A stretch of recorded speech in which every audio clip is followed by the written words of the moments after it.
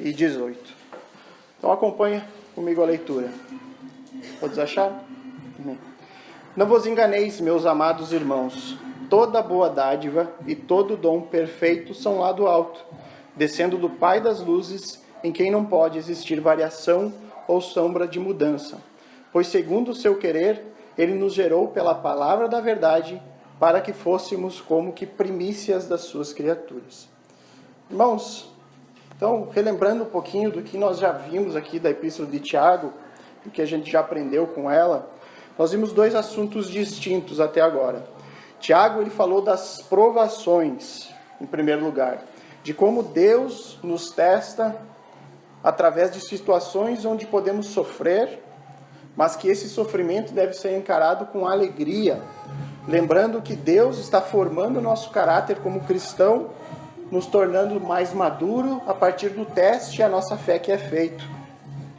E ele falou também das tentações.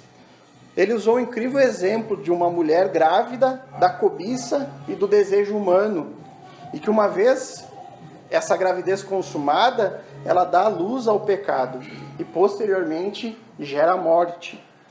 E disse, dentro desse texto da tentação, que nós, diferente das provações, a tentação ela não procede da parte de Deus. E que a gente não deve nunca cair no erro de culpar a Deus pelas nossas tentações, pelas nossas falhas e pelo nosso pecado. Que o pecado, em primeiro lugar, é responsabilidade nossa. Por mais que o diabo possa vir nos tentar, que as circunstâncias possam nos levar a pensar em cometer pecado, o pecado é, na verdade, nossa própria culpa. E para assegurar os seus leitores de que o mal não procede de Deus, sob a forma de tentações, Tiago faz agora uma breve exposição do caráter santo e bondoso de Deus. Vamos começar analisando o versículo 16. Não vos enganeis, meus amados irmãos. Então, quanto a isso, os cristãos não deveriam se enganar. Era o motivo para qual eles deveriam estar certos de que a tentação não provém de Deus. De Deus só procede o bem. Então veremos hoje como Tiago nos mostra o quanto Deus é bom. E Tiago começa nos mostrando em primeiro lugar que Deus é bom porque Ele é gracioso. Verso 17, a primeira parte. Toda boa dádiva e todo dom perfeito são lá do alto. Aqui está o ponto que Tiago deseja que não haja qualquer dúvida ou engano da parte dos seus leitores.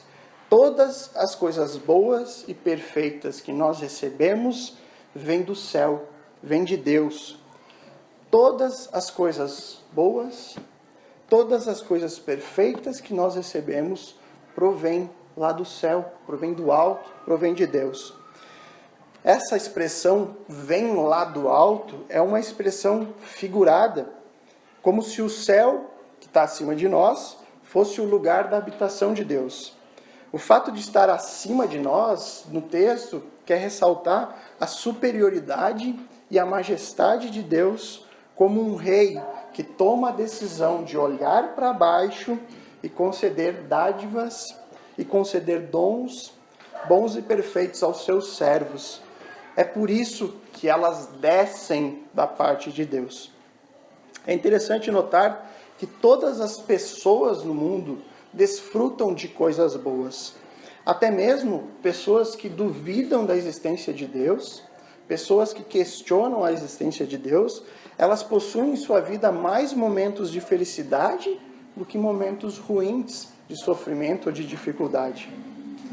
A grande maioria das pessoas, elas não desejam morrer. Elas gostariam de ter uma vida mais longa. Elas gostariam de desfrutar as coisas boas que a vida tem a oferecer. Mas nós, os cristãos, nós sabemos que todas essas coisas boas, elas vêm da parte de Deus, que é o que Tiago tem a nos dizer.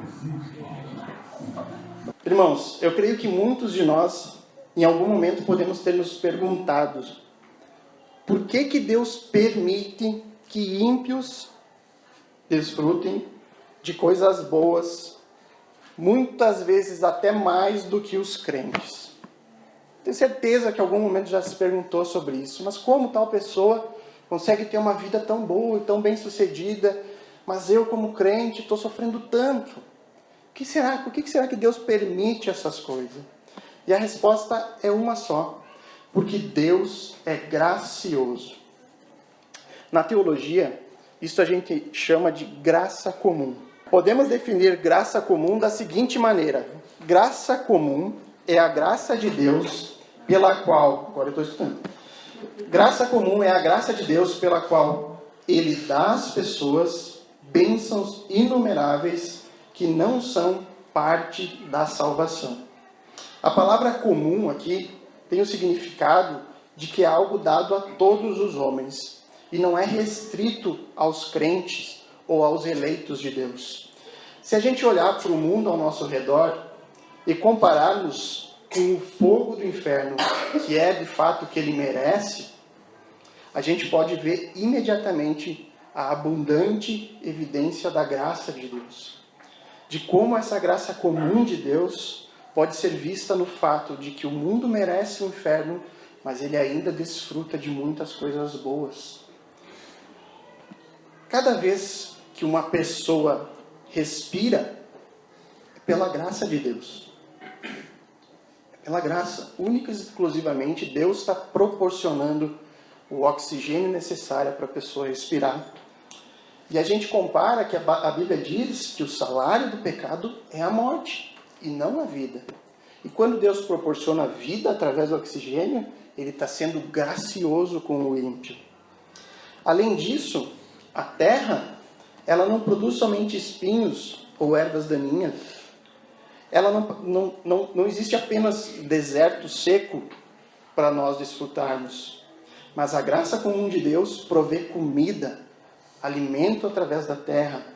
Ela provê material para que tenhamos roupa, produz material para que possamos construir as nossas casas. E muitas vezes, de maneira abundante, né? Como nós, o nosso país, temos comida em abundância e muitos outros países. Jesus disse o seguinte: amem os seus inimigos e orem por aqueles que os perseguem, para que vocês venham a ser filhos do seu Pai que está no céu, porque Ele faz raiar o seu sol sobre maus e bons, e derrama a chuva sobre justos e injustos. Mateus capítulo 5, versos 44 e 45. Aqui Jesus está apelando à graça comum, como um encorajamento aos seus discípulos, para que eles também concedam amor e orem para que os descrentes sejam abençoados. Então, por que é tão difícil a gente pensar, amem o seu inimigo? E aí Deus vem com isso. Se eu concedo graça aos ímpios, mesmo eles em rebeldia contra mim, mesmo eles diariamente se rebelando e pecando contra mim, por que vocês vão negar de ser bondosos e graciosos com os seus inimigos? É isso que Deus nos diz nesse versículo. Semelhantemente, Paulo disse ao povo de Listra: no passado Deus permitiu que todas as nações seguissem os seus próprios caminhos. Contudo, Deus não ficou sem testemunho. Mostrou a sua bondade. De que forma? Dando-lhes chuva do céu e colheita no tempo certo, concedendo-lhes sustento com fartura e um coração cheio de alegria. Esse é o nosso Deus gracioso. O Antigo Testamento também fala da graça comum de Deus que vem aos descrentes, tanto quanto aos crentes. Um exemplo específico disso é Potifar, o capitão da guarda do Egito que comprou José como escravo. E o texto nos diz que o Senhor abençoou a casa do egípcio por causa de José. A bênção do Senhor estava sobre tudo o que Potifar possuía, tanto em casa como no campo. Deus abençoava a vida dele, mesmo ele sendo um incrédulo. Davi fala ainda de modo mais geral a respeito das criaturas que o Senhor fez. Ele diz em Salmo 145, o Senhor é bom para com todos, a sua compaixão alcança todas as suas criaturas. Os olhos de todos estão voltados para ti, e tu lhes darás o alimento no devido tempo. Abres a tua mão e satisfaz os desejos de todos os seres vivos. Esses versículos, irmãos, são outros lembrete de que a bondade que é encontrada em toda a criação, ela não acontece automaticamente.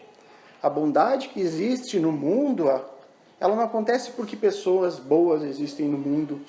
Ela se deve à bondade de Deus e à sua compaixão. Outro exemplo de graça comum é o governo humano.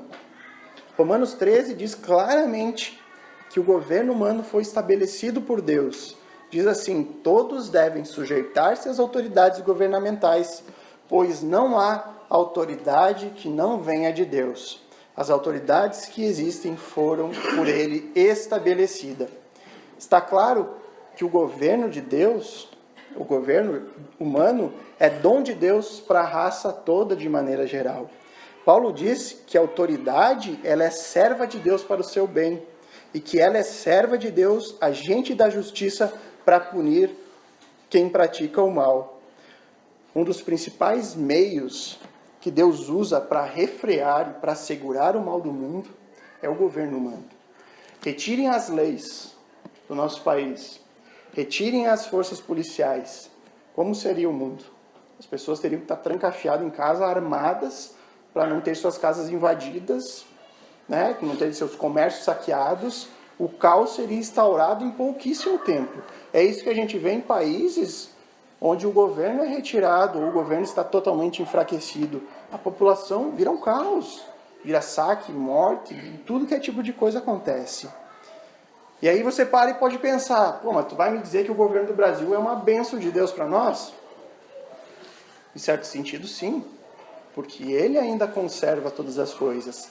Mas, obviamente, que o pecado, como a gente sabe, que corrompe todas as partes do nosso ser humano, ela corrompe também coisas da graça comum, como a questão do governo. O governo é corrompido também pelo pecado e deixa de fazer na sua totalidade aquilo que Deus o concedeu de fazer. A corrupção, ela é um problema do pecado no homem. Todas as coisas erradas no governo é culpa do pecado que ainda está entre nós. E a gente pode observar a questão da graça comum em diversas outras esferas da humanidade. Nós podemos ver isso na esfera intelectual, quando você vê homens criando coisas, ou fazendo arranha-céus, coisas que você nem consegue entender, mas como que pode esse prédio ficar em pé? Ou como que pode um carro andar? Ou como que pode um computador? Olha o computador, nossa, olha só o que o homem inventou. Isso é graça comum, isso é a graça de Deus dentro, na imagem do ser humano, porque o homem é a imagem e semelhança do seu Criador. Nós vemos isso na moral humana. O homem sabe o que é certo e o que é errado. Isso está gravado dentro de nós. Isso faz parte da graça comum de Deus. Nós vemos a graça comum na sociedade. Qual é a base da sociedade? A família. E quem que criou a família? Foi Deus. Reflexo da sua graça na sociedade. Nós vemos isso na religiosidade das pessoas. Incutida em todo mundo a ideia de adorar um Deus. Isso é algo que Deus implantou dentro de nós. Enfim, a graça comum demonstra a infinita bondade e misericórdia de Deus. Davi diz o seguinte, Salmo 145, o Senhor é bom para com todos, a sua compaixão alcança todas as criaturas. Na história de Jesus, falando com o moço rico, o jovem rico, nós lemos que a partir do momento em que o jovem recusa segui-lo por conta da sua riqueza, o texto diz que Jesus olhou para ele e o amou. Teve compaixão.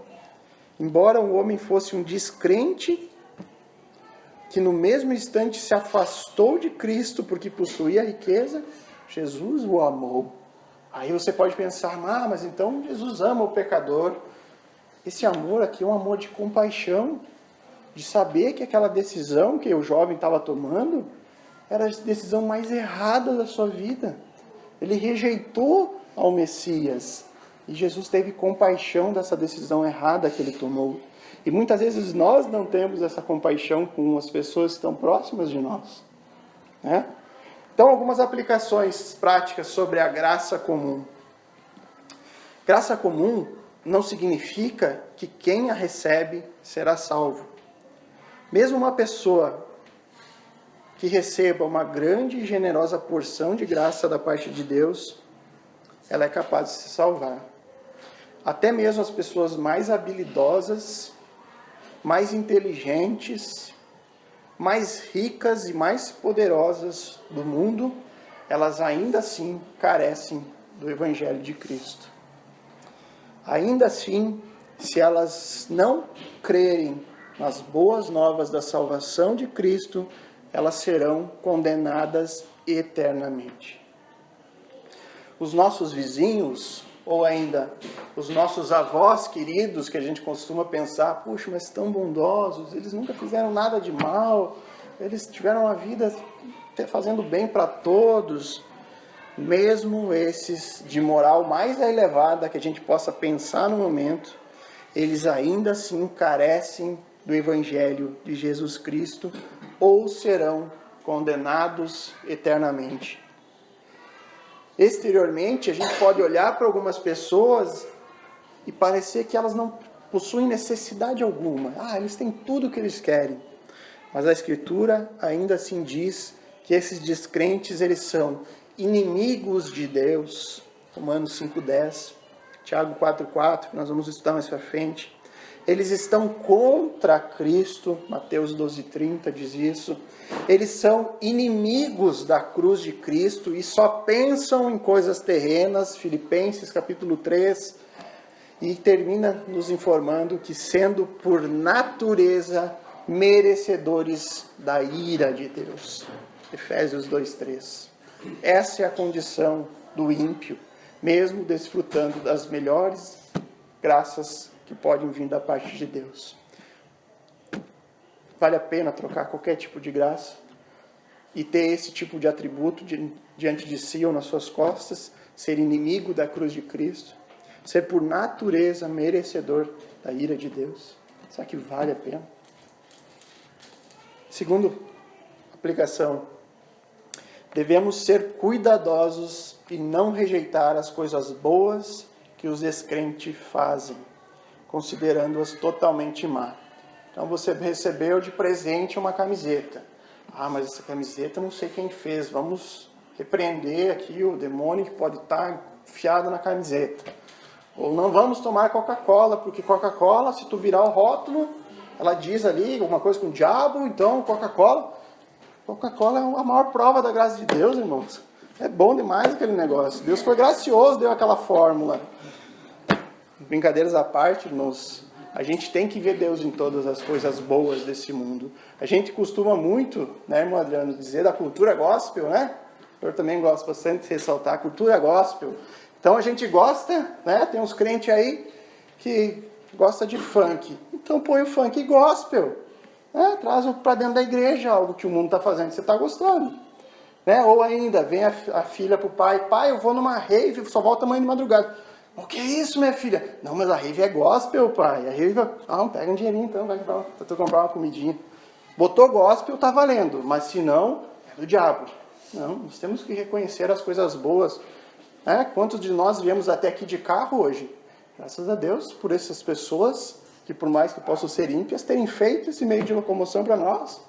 Graças a Deus por aquelas pessoas que fabricam as nossas roupas. Graças a Deus por todas as coisas boas que a gente desfruta no mundo, mesmo não sendo feita por cristãos. Isso, o movimento puritano trouxe muito de volta. Se vocês não conhecem, pesquisem sobre isso. Admirar a arte. Poder admirar a arte como algo belo, mesmo que não seja uma arte gospel. Uma escultura bonita, um quadro bem pintado. Poder reconhecer a graça de Deus nessas belezas. A gente pode desfrutar de coisas também feitas por descrente. Comer comidas feitas por descrentes. Ir em restaurantes onde os donos são descrentes.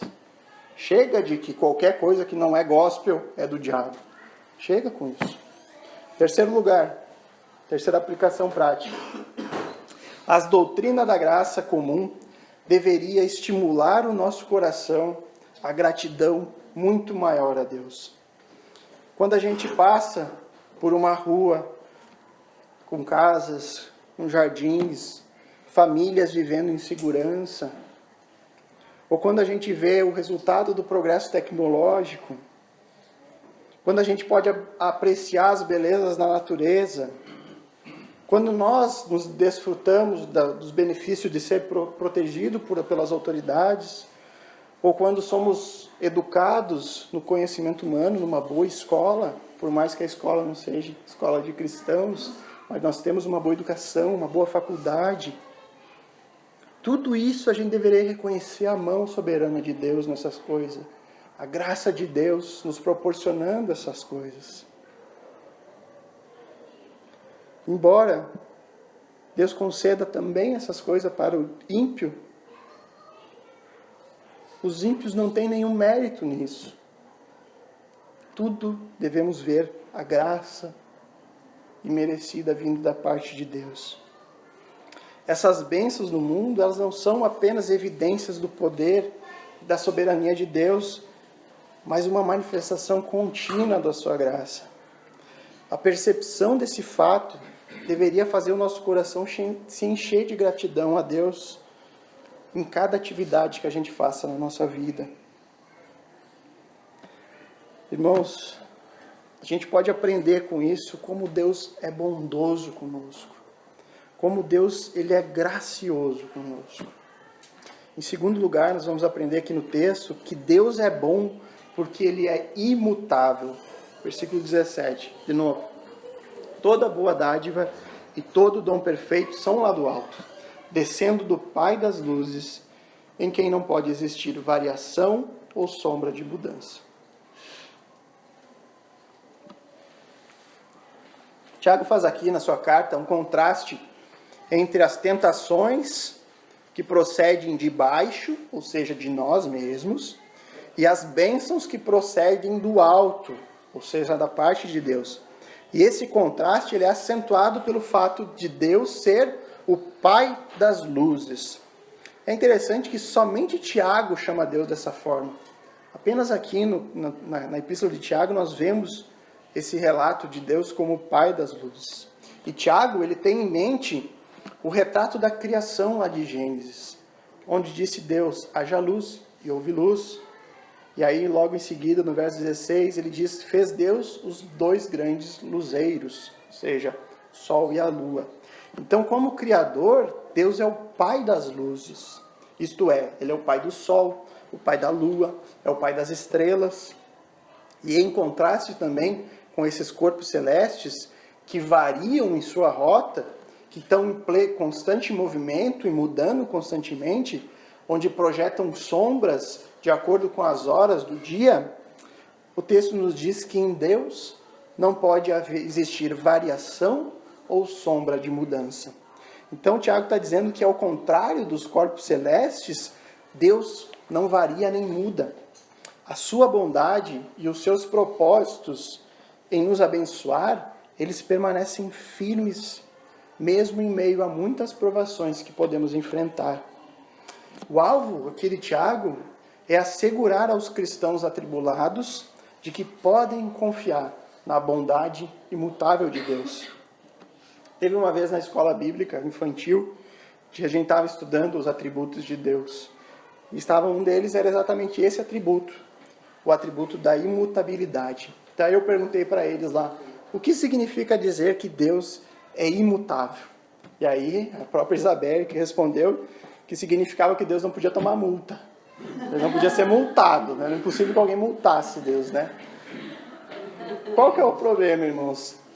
A má compreensão que a gente pode ter dos atributos de Deus. Existe muito erro em compreender de maneira errada os atributos de Deus. Há muito erro em aprender, por exemplo, que Deus é amor. E aí as pessoas começam a querer afirmar que como Deus é amor, e isso é uma verdade, porque Deus é amor, a Bíblia nos diz que um dos seus atributos é o amor, que esse amor vai superar a justiça de Deus e vai perdoar todos os seres humanos. É a doutrina que a gente vê em muitas igrejas, até mesmo a católica abraça de certa forma a questão de que todos os homens serão salvos, né? Só que é uma má compreensão de como funcionam os atributos. Deus é amor, mas ele é também justiça. E o seu amor não pode superar a justiça de Deus. Ele não pode perdoar o pecador, porque se ele perdoa, ele acaba sendo injusto. Então, um atributo não se sobressai o outro. Deus é 100% amor, mas é 100% justiça, como é 100% imutável, que é o atributo que nós vamos aprender aqui. E é por isso que é importante a gente compreender o que significa de fato cada atributo de Deus. Porque aí sim nós vamos compreender quem é o Deus das Escrituras. Quem é de fato o Deus da Bíblia. E isso nos protege de muitos erros, irmãos. Nos protege de muitos erros.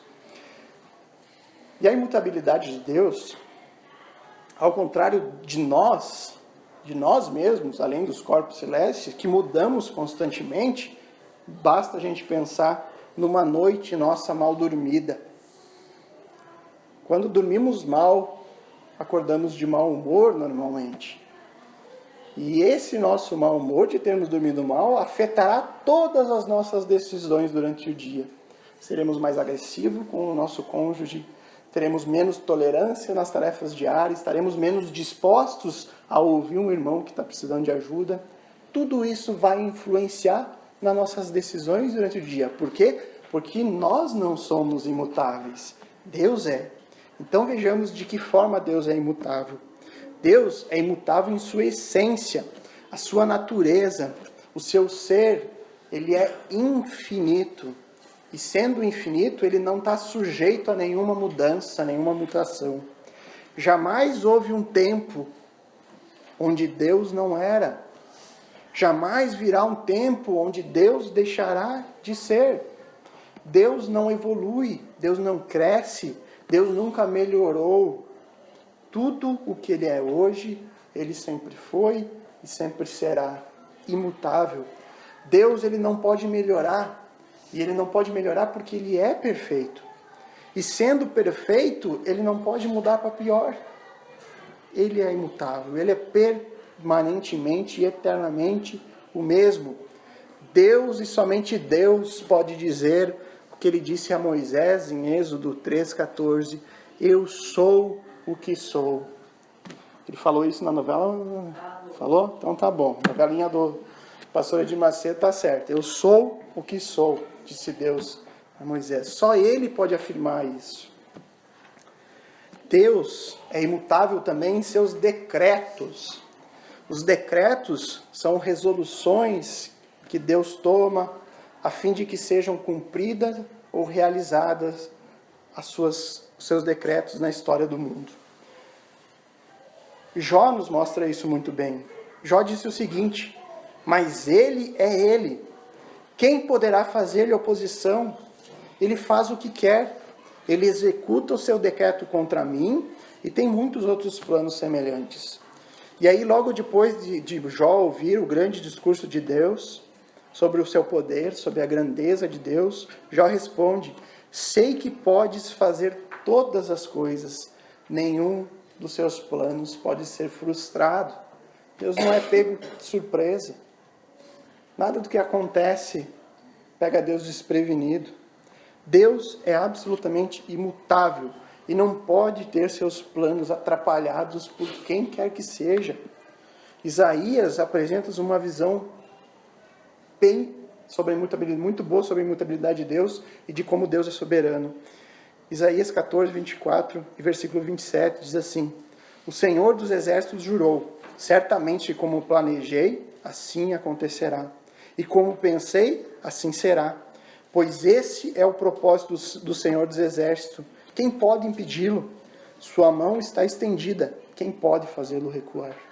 Ninguém. Deus também é imutável em suas promessas. Deus não muda de opinião.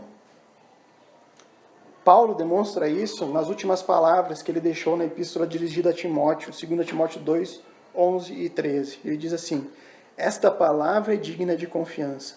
Se morrermos com ele também viveremos. Se perseverarmos, com ele também reinaremos. Se o negarmos, ele também nos negará. E se somos infiéis, ele permanece fiel, pois não pode negar-se a si mesmo. Um ponto importante a se frisar aqui é que a fidelidade de Deus não deve ser entendida como uma fidelidade aos homens, mas uma fidelidade a si próprio e à sua natureza. Deus zela pela sua própria glória. Deus é imutável também em sua misericórdia. Confira as palavras do profeta Malaquias aqui. De fato, eu sou o Senhor, não mudo. Por isso vocês, descendentes de Jacó, não foram destruídos. Também são fortes as palavras de Isaías 54:10. Embora os montes sejam sacudidos e as colinas sejam removidas, ainda assim a minha fidelidade para com você não será abalada, nem será removida a minha aliança de paz, diz o Senhor, que tem compaixão de você. Nós temos que aprender a ver onde está o nosso conforto, onde está a nossa esperança, onde está o nosso encorajamento para prosseguir, onde está a nossa força, se está realmente na imutabilidade de Deus, em suas promessas e na sua misericórdia, ou se a gente continua confiando em nós mesmos. Nós temos que aprender a depender de Deus. E nós temos uma grande ilustração sobre esse ponto, a famosa parábola do filho pródigo, que é narrada em Lucas 15. O filho pródigo, ele resolve pegar a sua parte na herança do seu pai e sair para a vida. E ele tem diversas ações reprováveis que põem ele num profundo abismo. Depois de ser abandonado pelos amigos, ele se refugia junto a porcos. E para o judeu, a coisa mais abominável que eles podiam pensar era isso, que além de viver com porcos, ele disputava o alimento com esses porcos. Mas um dia o filho pródigo caiu em si, e ele lembrou-se do seu pai, de como aquele pai o amava.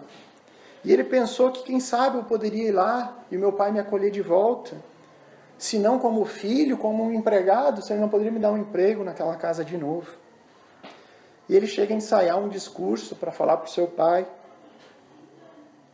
Enquanto isso, o seu pai aguardava o seu retorno ansiosamente. E nos diz a palavra de Deus que o pai recebeu aquele filho cheio de compaixão, com abraços e com beijos. Aquele jovem encontrou seu pai como havia deixado, com o coração cheio de amor por ele. E Jesus conta essa palavra para ilustrar de maneira simples que o amor de Deus por nós não muda. Ele busca as suas ovelhas perdidas e desgarradas, preciosas pelo sangue que ele pagou na cruz por elas, que inevitavelmente virão até ele, cumprindo seu decreto imutável. Aplicações em relação a isso, irmãos. Na imutabilidade de Deus, nós temos firme consolo. A gente pode não confiar na natureza humana, de saber que tal pessoa te prometeu algo, vai cumprir. Mas em Deus a gente pode confiar. A gente pode ter a certeza de que o que Ele cumpriu na sua palavra vai acontecer. O propósito de Deus é firme. Sua vontade é estável, sua palavra é segura. Nós temos em Deus uma rocha, é isso que a Bíblia nos diz, em Cristo. A gente pode firmar os nossos pés, enquanto a torrente de provações leva de arrasto tudo ao nosso redor. A gente pode confiar e ficar firme nessa rocha.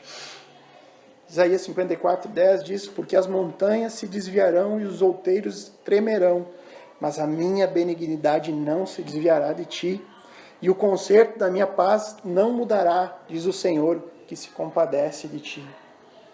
Segunda aplicação, na imutabilidade de Deus, há incentivo para a oração.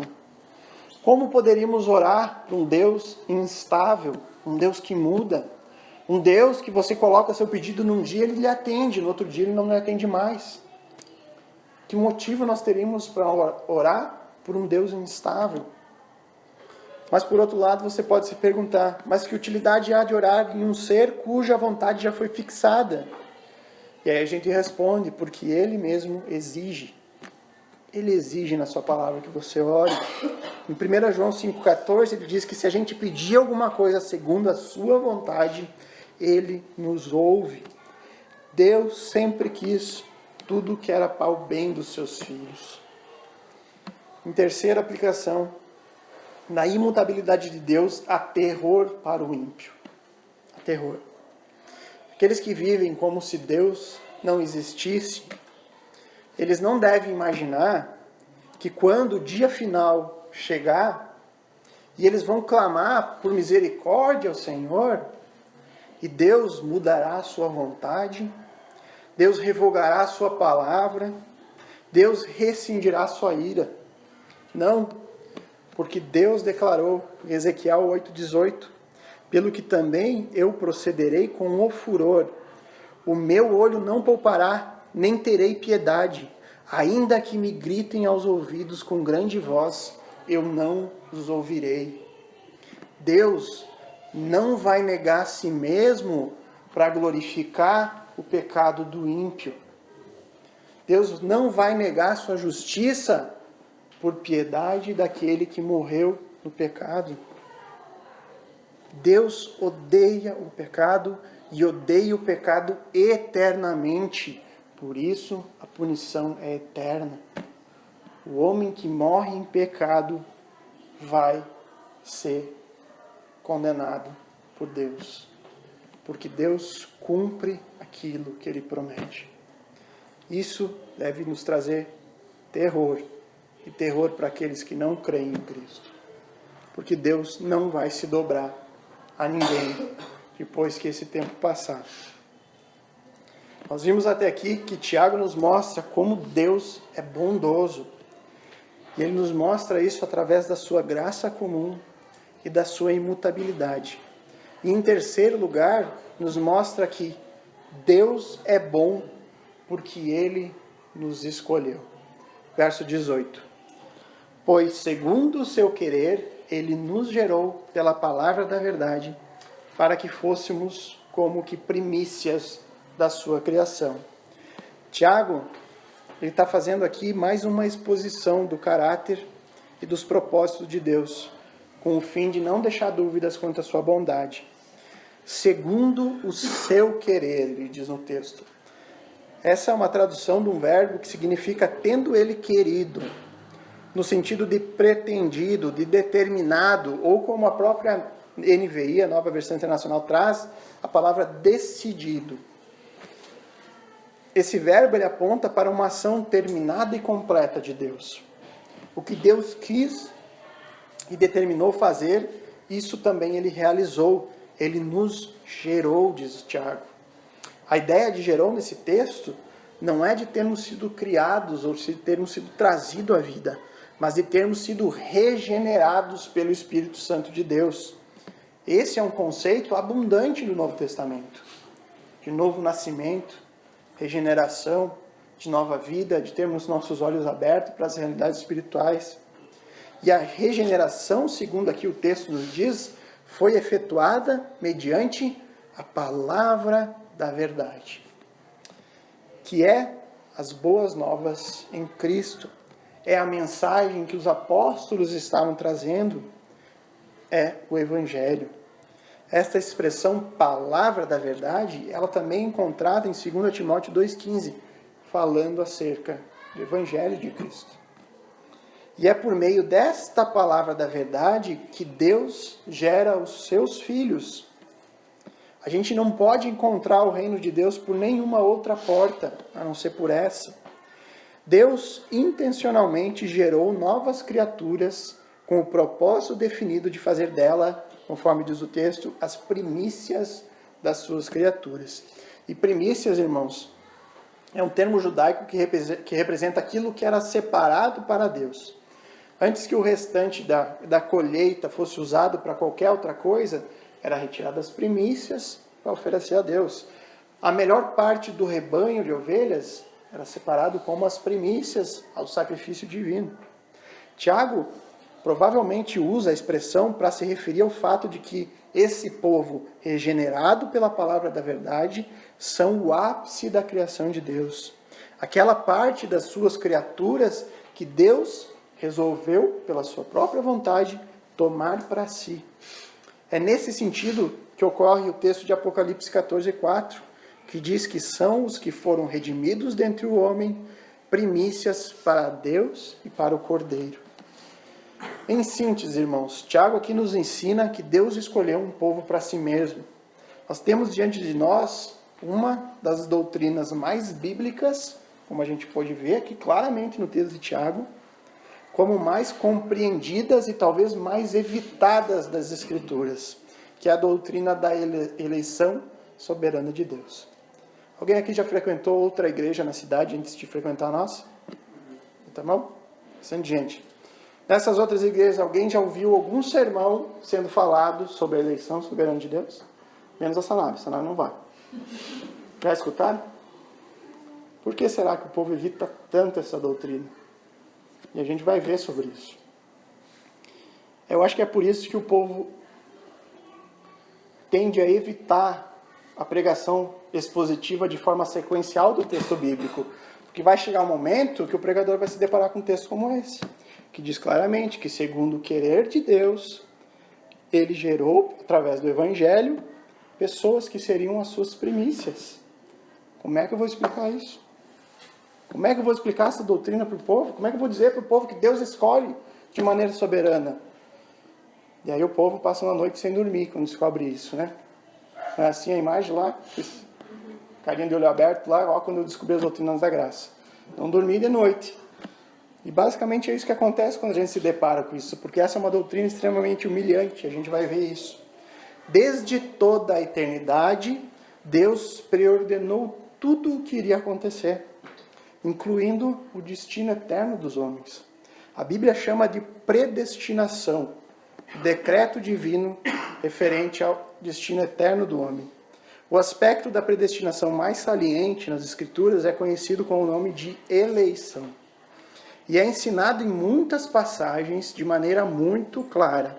Quero ler uma em especial em Efésios capítulo 1, verso 4, 6 e 11, que diz assim: assim como nos escolheu nele antes da fundação do mundo, para sermos santos e irrepreensíveis perante ele, e em amor nos predestinou para ele, para a adoção de filhos por meio de Jesus Cristo, segundo o beneplácito da sua vontade, para o louvor da glória de sua graça, pelo qual nos fez agradáveis a si no amado. Nele, digo, no qual fomos também feitos herança, predestinados segundo o propósito daquele que faz todas as coisas conforme o conselho da sua vontade. Explica isso se você não crê na eleição de Deus. Explica o que esse texto quer dizer. Fica difícil, né? Irmãos, nenhum concílio de igrejas, concílio é uma reunião onde as igrejas se reúnem para discutir um ponto polêmico das Escrituras. Há vários concílios na história da igreja.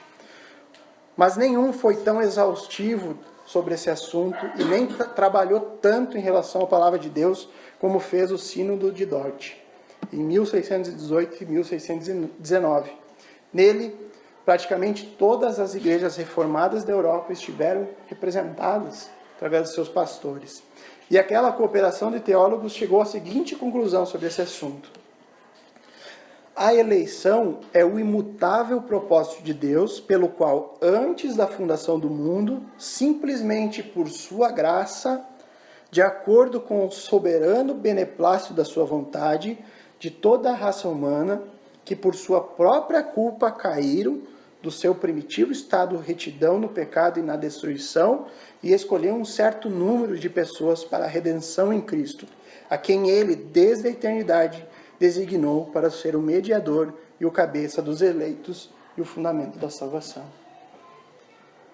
O caráter soberano da eleição transparece também no fato de que foi incondicional, ou seja, ele não escolheu ninguém porque alguém era melhor do que o outro.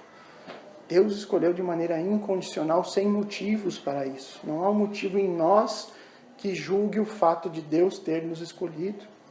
E isso deve nos trazer a profunda gratidão a Deus. Senhor, por que eu? Por que tu me escolheu a mim? Paulo entendia muito bem isso, ele dizia, eu sou o maior dos pecadores. Ele entendia o que Deus fez por ele, e ele tinha uma tremenda gratidão por isso. Senhor, obrigado, Pai, porque eu, o maior de todos os pecadores, Tu me escolheu e me regenerou para a Tua honra e para a Tua glória. A doutrina da eleição deve nos humilhar em direção a isso. Senhor, obrigado. Deus escolheu pecadores e fez isso desde o princípio. E Ele fez isso porque Ele quis. E Ele é Deus. Ele é soberano. Ele é grandioso. E Tiago também, ele frisa muito bem aqui como que Deus atinge os seus alvos.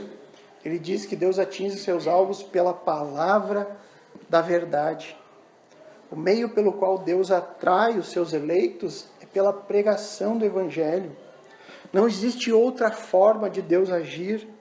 É por meio do Espírito Santo que nós somos regenerados através da sua palavra, a palavra de Deus. Então, algumas aplicações, irmãos, sobre a eleição. Igreja onde a palavra não é exposta, não há salvação. Palestra. A pessoa falar o que ela acha certo e acrescenta um versículozinho ou outro para dizer que Deus está avalizando o pensamento dele, mas é o pensamento dele que está sendo exposto e não a palavra de Deus. Testemunham. Tem igreja que tem cultura do testemunho. A gente diz o testemunho. Aí, em vez de culto, tem o fulano lá falando o que aconteceu na vida dele. Aí a igreja vive de ex-viciado, ex-homossexual, ex-isso, ex-aquilo. Mas a palavra de Deus não é pregada. Revelações. Entendo por isso essas aberrações que a gente vê na igreja. A pessoa fala, Deus me disse isso, Deus me disse aquilo. Mas tudo que Deus disse para nós está aqui. A gente não precisa de nada além disso. Não existem novas revelações. É isso que diz Hebreus 1:1. Tudo que Deus queria nos dizer está escrito aqui. Como diz o reverendo Augusto Nicodemos, quer escutar Deus audível na sua orelha? Leia a Bíblia em voz alta. Você vai escutar Deus falando contigo em voz alta. Não é desta forma que Deus salva o seu povo. E é isso que Paulo diz em 1 Coríntios 1:21. Ele diz que, visto como na sabedoria de Deus o mundo não conheceu a Deus pela sua própria sabedoria, aprove Deus salvar os crentes pela loucura da pregação. Para o mundo é loucura essa pregação. Mas para Deus é poder. É isso que ele diz, poder para salvar o seu povo. Então, a Bíblia diz que Deus salva os crentes pela pregação, e não pela palestra, e não pela experiência pessoal, porque eu tive uma experiência com Deus, e eu sinto que Deus mora no meu coração. Isso não é garantia de salvação, irmãos.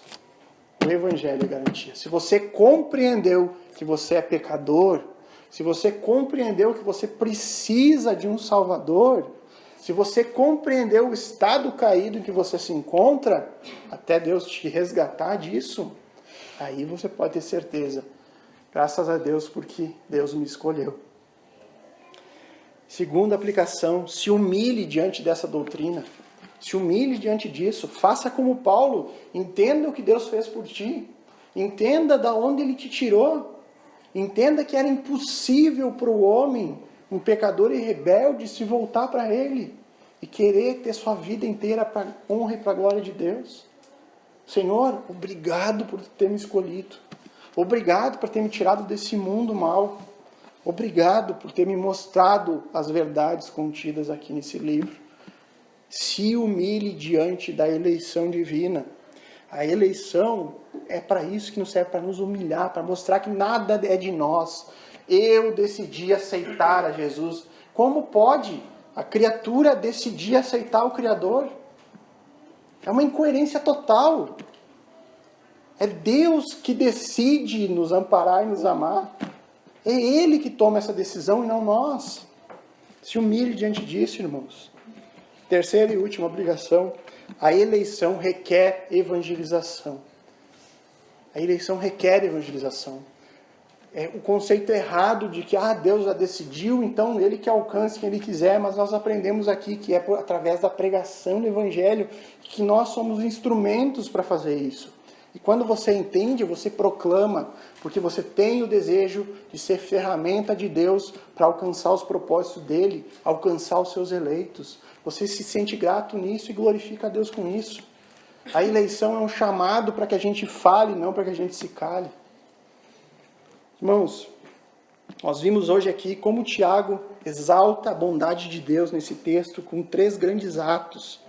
Ele fala da sua infinita graça, ele fala da sua imutabilidade, em como Deus é bondoso salvando um povo para si, elegendo um povo pecador para sua honra e para sua glória, sendo esse povo primícia, o ápice da sua criação. Que esse texto, irmãos, de Tiago, nos faça a gente se humilhar em nossa condição e exaltar ainda mais o nosso Senhor como soberano, como misericordioso e bondoso Rei. Irmãos, encerramos aqui então, que foi o 4º sermão em relação à exposição da Epístola de Tiago, e encerramos também uma sessão aqui dessa carta. Na próxima pregação nós vamos entrar em outro assunto, vamos ver como Tiago vai começar a falar do verdadeiro cristianismo representado por suas obras. Amém? Vamos orar.